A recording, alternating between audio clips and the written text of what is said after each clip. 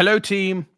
Wishing you a very thoughtful Memorial Day. Going to do it live on Memorial Day. A very thoughtful Memorial Day. That was the suggestion of Admiral Stavridis earlier this week. Thoughtful Memorial Day. I'm trying to do my part. I know you will as well. The Memorial Day poll question, that's recruitment.com today. Can Gen Z be counted on to step up and defend America in the event of a national crisis? Could we rely on Gen Z the way this nation once relied on the greatest generation? I'll speak to more of that in just a moment.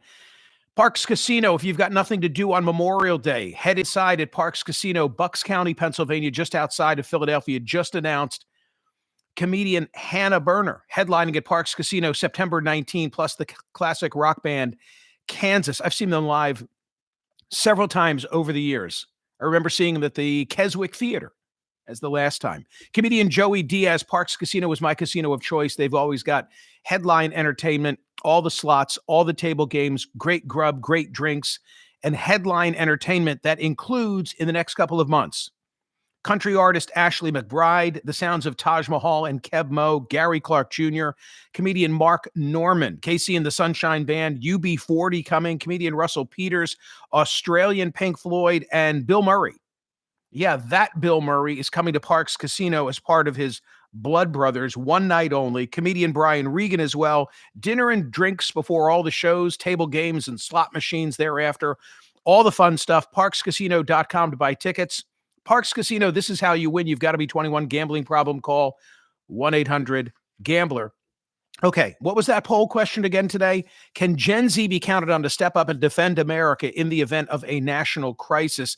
I'm asking the question because the bulk of military responsibility, maybe not at a commanding level, but the bulk of military responsibility today falls in the hands of Gen Z, loosely 13 to 28-year-olds.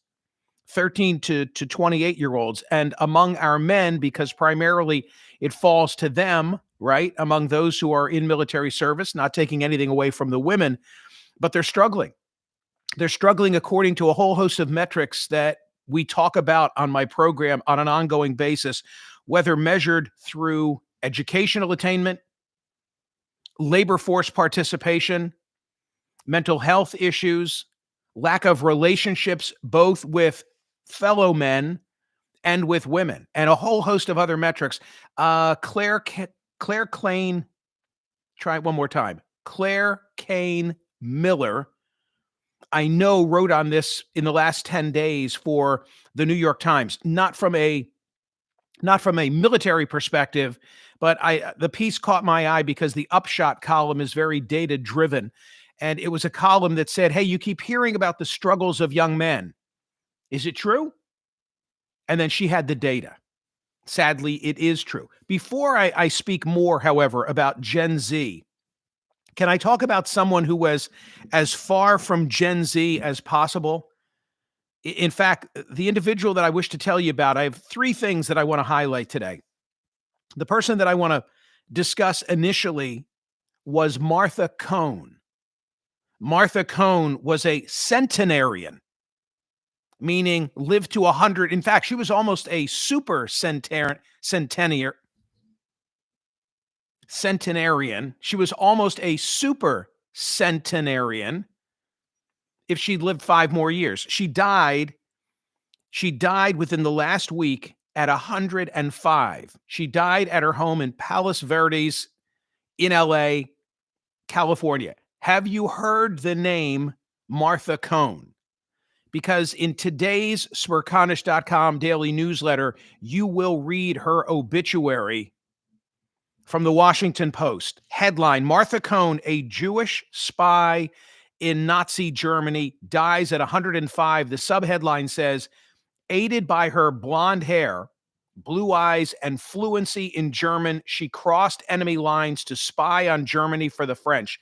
It's an amazing obituary. Hat tip, by the way, to my friend Larry Paul, who lives in California and wanted to make sure this was on my radar screen. Thank you, Larry. And he met her. She was all of, on a good day, they say she was 4 feet 10 inches tall. Just listen to a little of this. I thought for Memorial Day, this was appropriate just to call your attention to.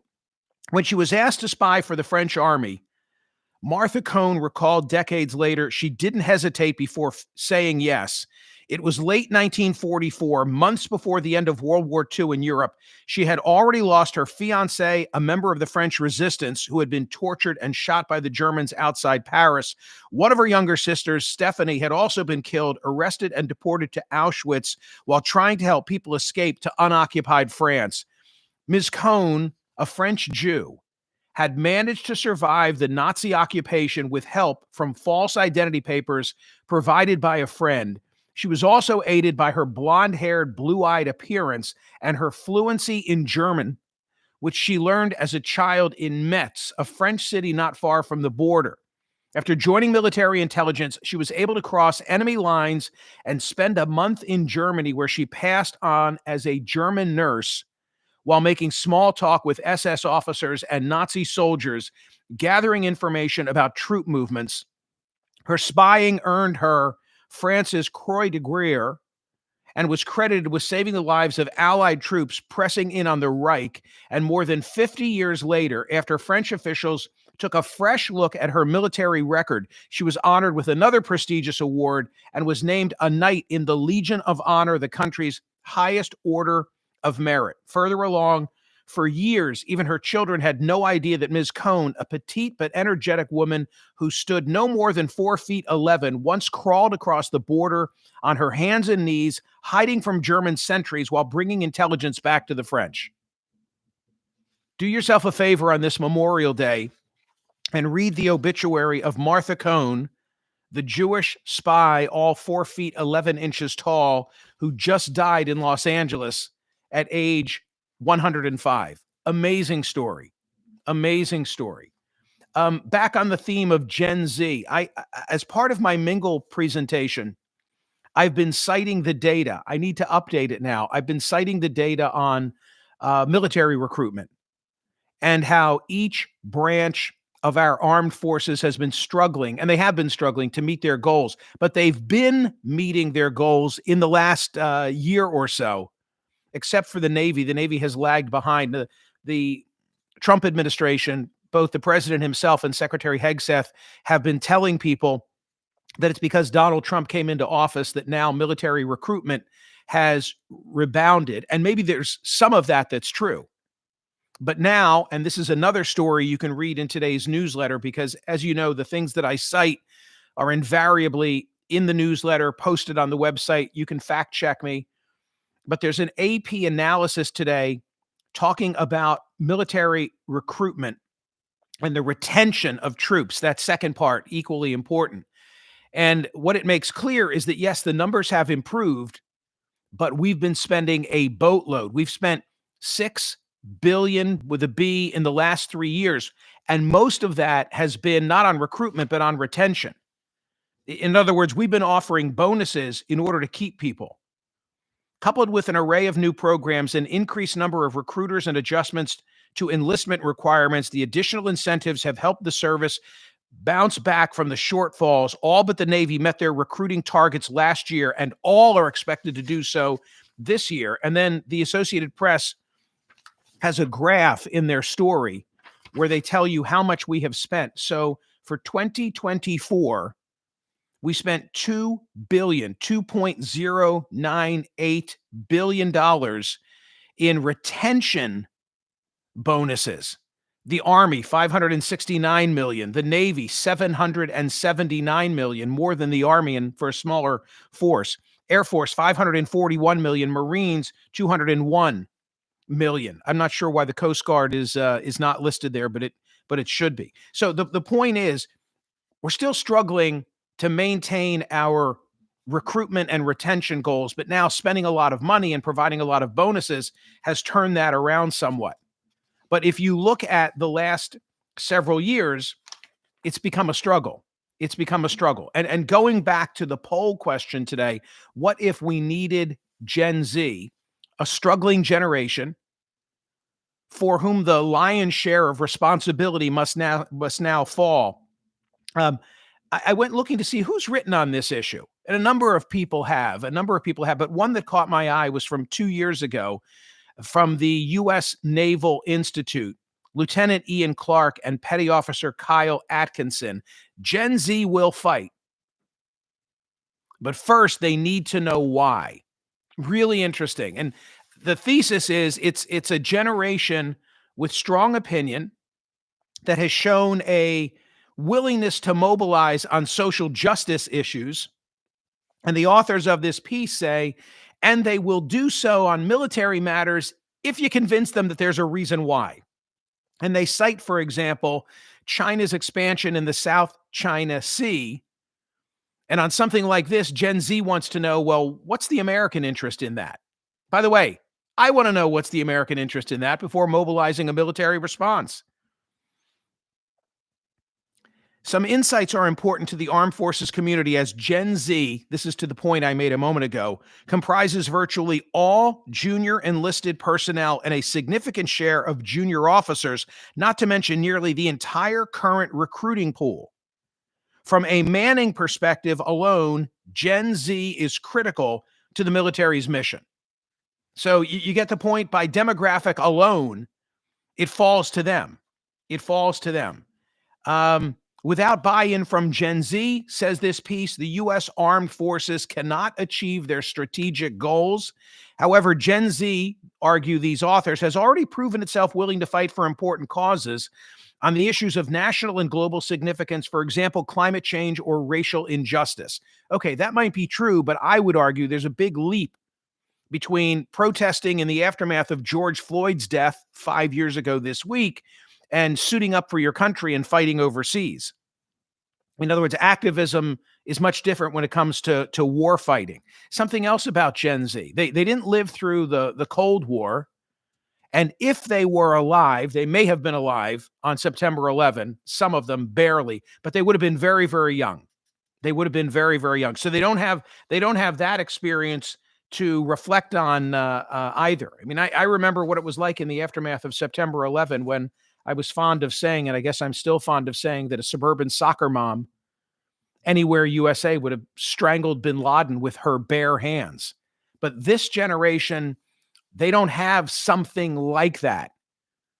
And sadly, what they do have is political polarization. You know, they've never known a climate that didn't have the separation of R's and D's. I at least had the benefit, you had the benefit of the 1980s. If we didn't recognize it as such, it's true in retrospect.